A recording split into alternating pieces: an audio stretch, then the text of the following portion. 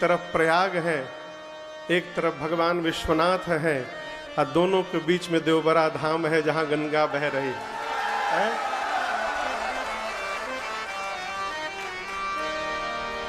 जिस ग्रंथ के आश्रय में बैठकर हम और आप आने वाले 9 दिनों तक इस राम कथा को गाएंगे, श्रवण करेंगे, इस ग्रंथ का नाम है श्री रामचरितमानस। क्या नाम है? हाँ। प्रातः स्मरणीय परम पूज्य पूज्यपाद गोस्वामी श्री तुलसीदास जी महाराज इस ग्रंथ के रचयिता हैं, ऐसा हम और आप मानते हैं। परंतु गोस्वामी जी स्पष्ट कहते हैं कि इस ग्रंथ का रचयिता मैं नहीं हूं। हाँ, कौन है? चौपाई का दर्शन करिए। बाबा कहते हैं, रची महेश निज मानस राधा, महेश निज मानस राधा, पाए सुसमय शिवासन भाथा, पाए सुसमय शिवासन भाथा, शंभो प्रसाद सुमति तुलसी, शंभो प्रसाद सुमति और कहा क्या गया?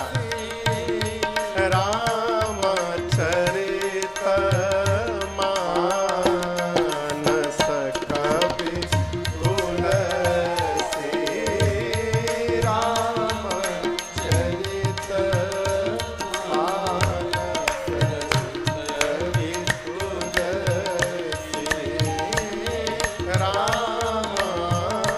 रामचरित मानस कवि तुलसी, रामचरित मानस कवि तुलसी। गोस्वामी जी घोषणा करते हैं, गोस्वामी जी स्वीकार करते हैं कि इस ग्रंथ की रचना मैंने नहीं की। किसने की? रची महेश। किसने रचना की? भगवान महेश ने। और कहाँ लिखा? निज मानस राखा। हम और आप कुछ भी लिखते हैं तो डायरी में लिखते हैं, कॉपी में लिखते हैं। गोस्वामी तुलसीदास जी भोजपत्र पे लिखे। कहाँ लिखे? भोजपत्र पर। लेकिन भगवान शिव ने न डायरी में लिखा, न कॉपी पर लिखा, न भोजपत्र पर लिखा। कहाँ लिखा? अपने मन पर लिखा। और मन में लिख करके मन में ही उसको रखे रहे। प्रगट कब किया? गोस्वामी जी कहते हैं, पाए सुसमय शिवासन भाखा। जब सुसमय आया। कौन समय आया? ई कही आवत है। कौने महीना में सुसमय आवत है? हाँ, सुसमय मने सु यानी सुंदर, असमय। जब सुंदर समय आया तब भगवान शिव ने मां शिवा यानी पार्वती जी के सामने जिस कथा को युगों से अपने मन में लिख करके रखा था उसको प्रकट कर दिया। कब कर दिया? सुंदर समय आया। अब प्रश्न है, सुंदर समय कब है? तो सुंदर समय वही है जो आज प्रारंभ हो रहा है। देखिए, सामने बैठे हुए श्रोता के हृदय में यदि कथा के प्रति श्रद्धा जागृत हो गई तो उससे सुंदर समय दूसरा कोई होने वाला नहीं है। जब मन हो जाए, कथा सुनने का भाव प्रकट हो जाए, यह श्रेष्ठ समय है। और ये चौपाई का आशय कहता है कि सामने वाला यदि मन से कथा न सुन रहा है तो वहां बंद हो जाना चाहिए। ये कदापि नहीं कि टेप रिकॉर्डर नियर शुरू हो गए, सामने केहू सुने चाहे ना सुने, हम बोले जा रहे हैं। भूल कर भी नहीं। शंकर भगवान ने सिद्धांत दिया है मानस में, इंद्र जैसा राजा भी क्यों न धरती पर आ जाए, यदि मन लगाकर राम जी की कथा न सुने तो उसको कथा न सुनानी चाहिए। इंद्र क्यों ना आ जाए। कथा का अधिकारी कौन है? बाबा कहते हैं, राम कथा के ते अधिकारी। कौन अधिकारी है? जिनके सत्संगति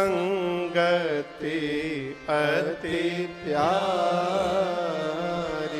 जिस मनुष्य को सत्संग से प्रेम हो जाए वही भगवान की कथा सुनने का अधिकारी है।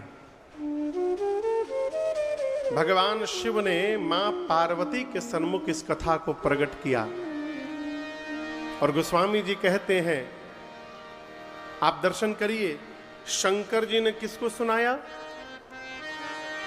पार्वती जी को। उन्हीं शंकर जी से काकभूषुंडी जी को मिला, शंकर जी से ही याज्ञवल्क्य ऋषि को मिला। आपके इसी तीर्थराज प्रयाग में याज्ञवल्क्य ऋषि ने भरद्वाज जी को सुनाया। वहां और भी ऋषि मुनि बैठे थे। वो ऋषि मुनि जो कथा सुने वो अपने अपने आश्रम में जाके अपने चेला को सुनाए, उनके चेला अपने चेला को सुनाए। इसी प्रकार गुरु परंपरा से चलते चलते चलते चलते गोस्वामी जी कहते हैं ये कथा मेरे तक पहुंच गई। अब मैं पुण्य निज गुर सन सुनी, कथा सुसूकर खेत, समुझ नहीं तस बालपना, तब अति रहे अचेत। इतने सारे लोग बैठे ना पंडाल में, बैठे हैं ना। कथा के बाद भैया माइक लेके यदि आप बारी बारी सबसे पूछिएगा ना कि कथवा बुझाइल हो, ऐसा कोई व्यक्ति नहीं मिलेगा जो नहीं कहेगा ना बुझाइल हो। जो भले कथा पंडाल में 3 घंटा सो गया था वो निकलेगा तो कहेगा अद्भुत आनंद की वर्षा हुई। झूठ है। लेकिन यहां दर्शन करिए, गोस्वामी जी स्वीकार करते हैं कि मैंने सबसे पहले इस कथा को अपने गुरुदेव भगवान प्रातः स्मरणीय परम पूज्य श्री नरहरिया दास जी के श्री मुख से श्रवण किया। कहां? वराह क्षेत्र में, सूकर खेत में। किसी ने पूछा गोस्वामी जी से कुछ बुझाया था? गोस्वामी जी बोले कुछ नहीं बुझाया। गुरु जी जब गोस्वामी जी को कथा सुनाए ना, गोस्वामी जी को कुछ समझ में नहीं आया। कहते हैं समुझ ही नहीं तसी बालपन, तब अति रहे अचेत। मैं बच्चा था, बालपने में था, अचेतन मन था मेरा। गुरु जी राम कथा सुना तो गए लेकिन हमरे समझ में कुछ आया नहीं। आप किसी को कोई बात एक बार समझाएं, कोई मान लीजिए चैप्टर पढ़ा रहे हैं, कोई चैप्टर बच्चे को घर में पढ़ा रहे हैं, उसको समझ में न आया, एक बार पढ़ाएं, समझ में नहीं आया, कितनी बार पढ़ाइएगा? बोलिए, पूछ रहा हूं, कितनी बार पढ़ाइएगा उसको समझाने के लिए? हाँ, 5 बार समझिला बाद लोग थपरा थपरा पीटे लागी। 5 बार ढेर बोल देनी।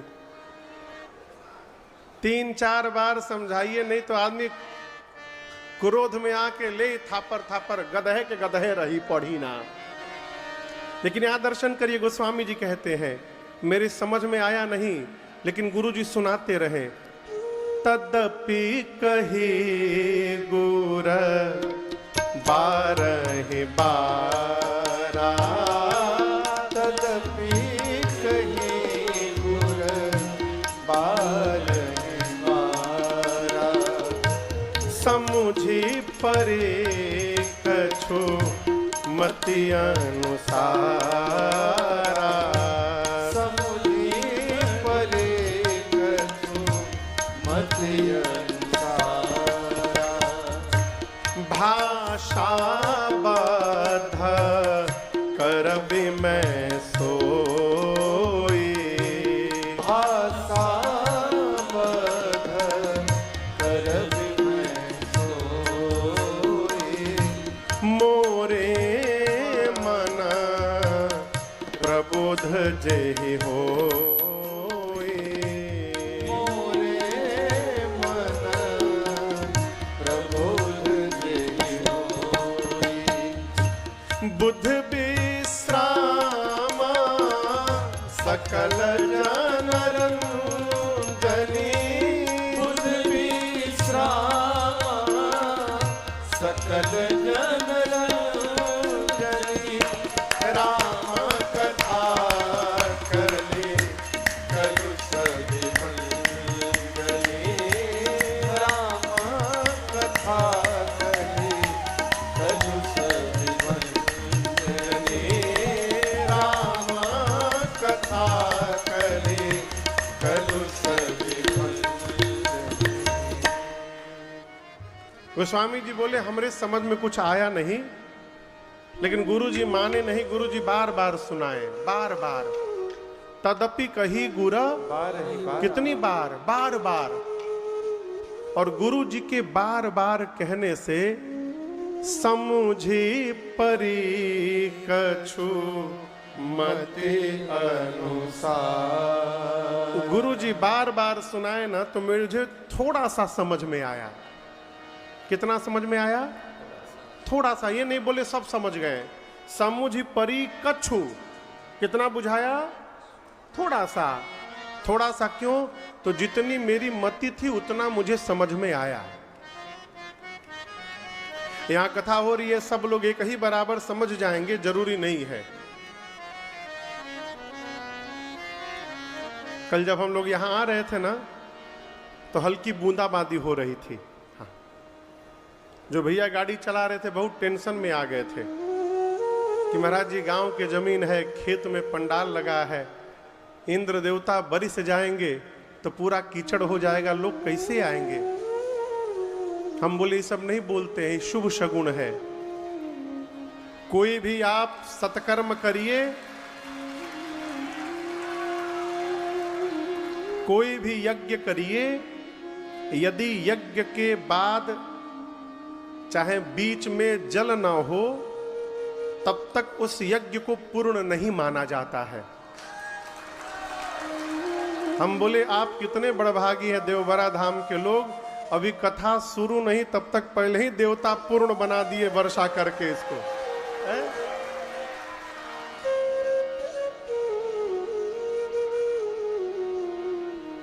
युधिष्ठिर जी ने राजसूय यज्ञ किया। पांडवों के भाई राजसूय यज्ञ किया। यज्ञ के बाद बारिश नहीं हुई, बारिश नहीं हुई।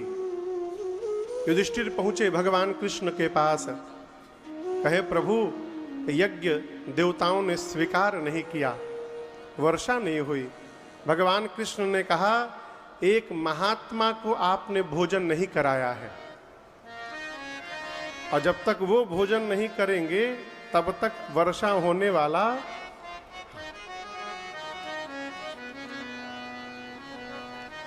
युधिष्ठिर गए रथ पर बैठ के महात्मा के पास, जाकर निवेदन किए प्रभु चलिए भोजन करिए।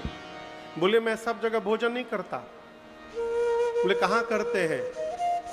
तो जो व्यक्ति 100 करोड़ यज्ञ करने का फल कितना यज्ञ? 100 करोड़। एक यज्ञ नहीं, 100 करोड़ यज्ञ करने का फल संकल्प करके जब तक हमको नहीं देता है तब तक मैं उसके यहां भोजन करने वाला नहीं हूं। युधिष्ठिर का पहले यज्ञ था, 100 करोड़ तो दूर की बात। अनेक प्रकार से विनती किए, महात्मा माने नहीं। युधिष्ठिर उदास मन से वापस आ गए। मां द्रौपदी को पता चला तो मां द्रौपदी ने कहा मुझे ले चलिए, मैं उनको फल दूंगी। युधिष्ठिर ने कहा आप कहां से देंगी, आपके पास है? बोले आप ले तो चलिए। गए, युधिष्ठिर लेकर गए। बहुत दूर पहले ही मां द्रौपदी रथ से उतर गई और वहां से पैदल पैदल महात्मा की कुटिया में गई।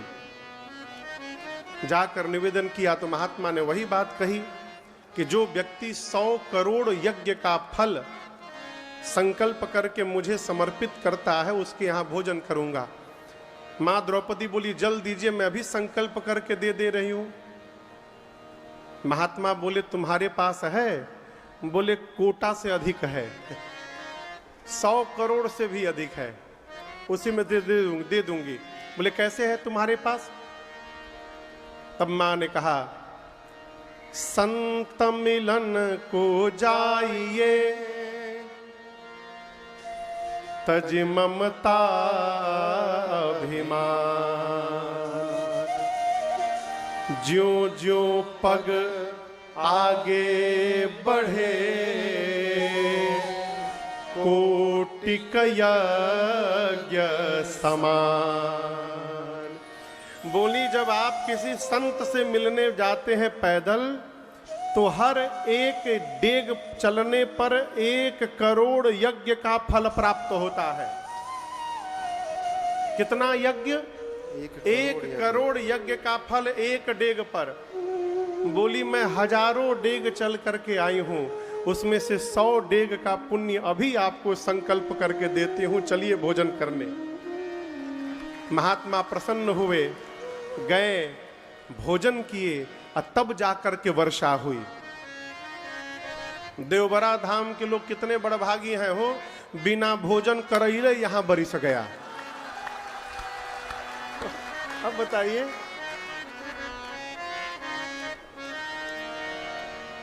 पूज्यपाद गोस्वामी जी कहते हैं कि मुझे थोड़ा समझ में आया, यहां बारिश होने लगे ना तो सबके पास एक जैसा पानी नहीं जमा होगा। जो कटोरी लेके खड़ा होगा उसके पास कटोरी इतना पानी आएगा, जो बाल्टी लेके खड़ा होगा उसके पास बाल्टी भर, जो तसली लेके खड़ा होगा तसली भर, जो भगोना लेके खड़ा होगा भगोना भर, जो प्लेट लेके खड़ा हुई प्लेट भर, जो अंजूरी लेगा कुछ नहीं मिलेगा, और जो बर्तन भर के पहले ही से लेके खड़ा है उसका ओवरफ्लो हो जाएगा। उसी प्रकार इस पंडाल में जो जितना बड़ा बर्तन लेकर के यहां बैठेगा उसको उतनी कथा समझ में आएगी। जो पहले से भर करके आया है उसको कुछ नहीं मिलेगा, ओवरफ्लो हो जाएगी। लगभग 10 साल पहले हम एक जगह कथा गाने गए। कथा के बाद एक बाबूजी कमरे में मिलने आए, 10 साल पहले की बात है। डायरी पेन लेके आए, बोले महाराज 3 घंटे की कथा में आपने 10 गलत शब्द बोले हैं। वो बकायदे लिस्ट बनाए थे। हम पढ़े, हमको हंसी आ गई। बोले हंसे क्यों महाराज? हम कहे बाबूजी पंडाल में अमृत बरस रहा था, आप अमृत छोड़ के गलती ढूंढने में 3 घंटा बर्बाद कर दिए, हम क्या कहे आपको है? बाजार लगा है हो, क्या खरीदना है इसका निर्णय हमको आपको करना है, बाजार वाले को नहीं करना है। गोस्वामी जी कहते मुझे थोड़ा सा समझ में आया, और जितना मुझे समझ में आया उसी को भाषा बद्ध करबी मैं सोई, मोरे मना प्रबोध जेहि होई। जो मुझे थोड़ी सी कथा समझ में आई है उसी को मैं भाषाबद्ध करने जा रहा हूं, लिखने जा रहा हूं। कभी कभी मैं सोचता हूं गोस्वामी जी थोड़ा समझे थे तो इतना लिख दिए, पूरा समझ जाते तो न जाने क्या लिख डालते। पूज्यपाद गोस्वामी तुलसीदास जी महाराज मानस की रचना पहले संस्कृत में करना प्रारंभ किए, देव भाषा में। दिन भर लिखते थे, रात को सोकर अगले दिन जगते थे तो कल वाला मिट गया था। ऐसे 7 दिन चला, दिन भर लिखते थे, रतिया में अपने आप मिट जाए। 7वें दिन भगवान शिव और मां पार्वती ने गोस्वामी जी को स्वप्न में दर्शन देकर कहा कि गोसाई जी आप रामचरितमानस की रचना संस्कृत भाषा में न करके गांव की अवधी भाषा में करिए। और यदि गोस्वामी जी अवधी में न लिखे होते तो आज राजन भी कथवा नहीं बांच पाते है? हम कथा न सुना पाते आपको। गोस्वामी जी का इतना बड़ा उपकार है हम लोगों के ऊपर कि हम कितना भी जन्म ले लें उस उपकार से कभी उऋण नहीं हो सकते। सनातन धर्म पर गोस्वामी जी ने जो उपकार किया, और दूसरा उपकार गोरखपुर के गीता प्रेस ने किया। गीता प्रेस ने इतना बड़ा उपकार किया है हम सनातनियों के ऊपर कि हमारे सनातन धर्म के ग्रंथों को गीता प्रेस जी ने एक एक सनातनी के घर तक पहुंचा दिया। जितने कम मूल्य में इन लोगों ने धर्म ग्रंथों को सुलभ कराया, ये कल्पना के परे है। इसलिए पूरे सनातनी को गीता प्रेस का उपकार मानना चाहिए। मूल ग्रंथ को प्रामाणिकता के साथ समाज में प्रस्तुत करना ये भगवत कार्य के बराबर है, और बिना भगवत कृपा के ऐसा कार्य होने वाला नहीं। कुछ भी कर लीजिए। जब भगवान शिव ने कहा तो गोस्वामी जी ने अवधि में लिखना प्रारंभ किया। जब कथा लिख करके पूरी हुई, गोस्वामी जी काशी में लेकर गए तो काशी के विद्वान, काशी में तो सब विद्वाने हैं, एक से एक अद्भुत उद्भट विद्वान। काशी के विद्वान बोले धर्म ग्रंथ हो ही नहीं सकता, गांव की भाषा में कहीं ग्रंथ होता है? गोस्वामी जी बोले हम लिखे नहीं है, शिव जी ने लिखवाया है। विद्वानों ने कहा तो विश्वनाथ जी ही निर्णय करेंगे। और जैसा मैंने पढ़ा है और संतों के मुख से सुना है, मैं आपको बताऊं, यही विश्वनाथ जी के मंदिर में जो काशी में है, विद्वानों ने क्या किया, रामचरितमानस को सबसे नीचे रख दिया और उनके ऊपर 18 पुराण और 4 वेद रख दिए। रखने के बाद रात को मंदिर बंद कर दिया। जब रात में 2 बजे मंगला आरती के लिए पंडितों ने गेट खोली तो क्या देखा कि जो रामचरितमानस सबसे नीचे रखे हुए थे वो रामचरितमानस सबसे ऊपर आकर के बैठे हुए हैं। सभी धर्म ग्रंथों के ऊपर आ गए थे, और केवल ऊपर आए नहीं थे, उस प्रति के प्रथम पृष्ठ पर भगवान विश्वनाथ ने हस्ताक्षर किया था रात्रि में। उस पर लिखा था सत्यम शिवम सुंदरम। इसमें जो लिखा है वही सत्य है, यही कल्याण करने वाला है, और यही राम जी की सबसे सुंदर रचना है। तब जाकर काशी के विद्वान मानस जी को प्रमाण पत्र दिए और पूरा जगत गाने लगा, जय जय सिया रघुराई, जयति जय तुलसी गोसाई। जय जय सिया रघुराई, जयति जय तुलसी गोसाई। जय जय सिया रघुराई, जयति जय तुलसी गोसाई। जय जय सिया रघुराई, जयति जय तुलसी गोसाई हो तुलसी गोसाई, तुलसी गोसाई हो तुलसी गोसाई, तुलसी गोसाई हो तुलसी गोसाई, तुलसी गोसाई तुलसी गोसाई।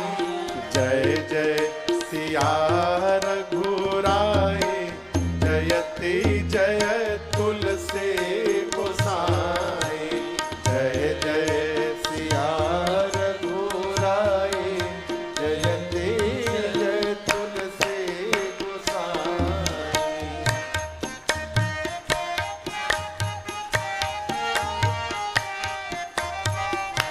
आगम निगम पुराण निचोड़े, नाना पुराण निगमागम सम्मतम यद रामायणे निगदितं क्वचिदं यतोपि। आगम निगम पुराण निचोड़े, आगम निगम पुराण निचोड़े, और अद्भुत अद्भुत करी कविताए, जयति जय तुलसी गोसाई। अद्भुत करी कविताए, जयति जय तुलसी गोसाई। जय जय सिया रघुराई, जयति जय तुलसी गोसाई।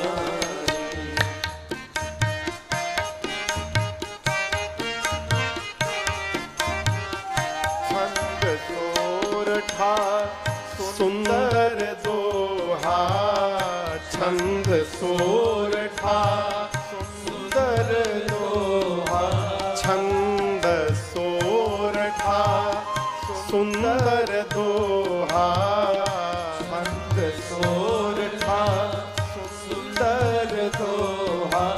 रुचिर रुचिर चारु चौपाए, जयति जय तुलसी गोसाई। रुचिर चारु चौपाई, जयति जय तुलसी गोसाई। जय जय सिया रघुराई, जयति जय तुलसी गोसाई।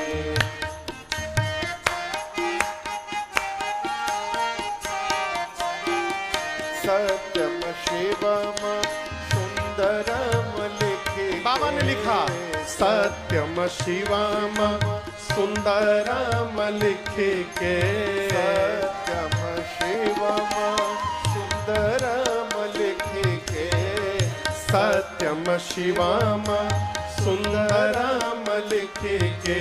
शिवजी ने मुहर लगाए, जयति जय तुलसी गोसाई। शिवजी ने मुहर लगाए, जयति जय तुलसी गोसाई। जय जय सिया रघुराई, जयति जय तुलसी गोसाई। जयति जय तुलसी गोसाई, जयति जय तुलसी गोसाई। जय जय सिया रघुराई, जयति जय तुलसी गोसाई।